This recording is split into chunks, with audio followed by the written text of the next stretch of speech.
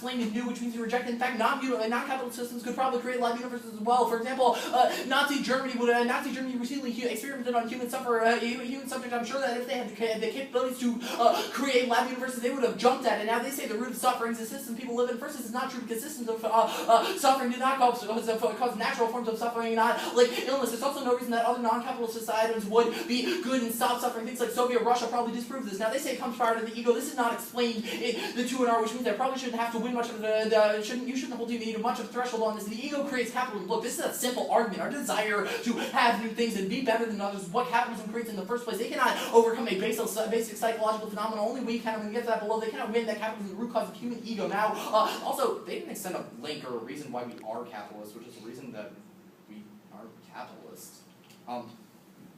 Afterlife debate.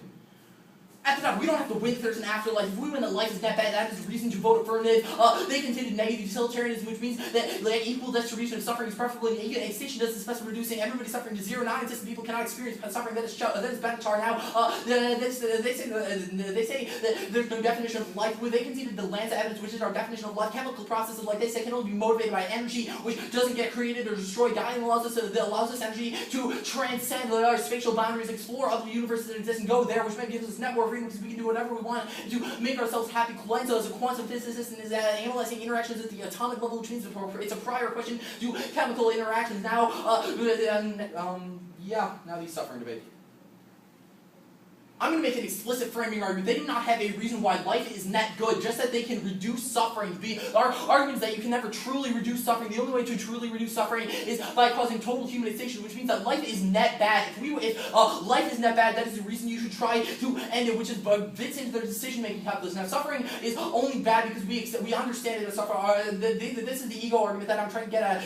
Suffering is only bad because we understand it as such. Our mind determines the severity of any impact. It means that even if they eliminate all possibility of individual forms of suffering, we just find more things to desire and end to. This is a conceded one-year framing argument. They cannot eliminate all forms of suffering, and we're right back where we started. That's the dollar. This means the only way to end suffering in the world is to stop desiring and end to it. Mindfulness and passive meditation can allow you to see past the futility of day-to-day struggle and empty yourself of all desire. Once you are empty of desire and your fake ego has left you through contemplating death, you are now open for compassion, for generosity, for knowledge to fill through you and pervade you. That is the Pereira evidence. That is independent of the Schopenhauer evidence because this is a Buddhist philosophy, not Schopenhauer. Now, they say that they solve short-term suffering. Look, we solve the shortest term because the affirmative function is a thought experiment. It is a value thought experiment that allows you to examine total death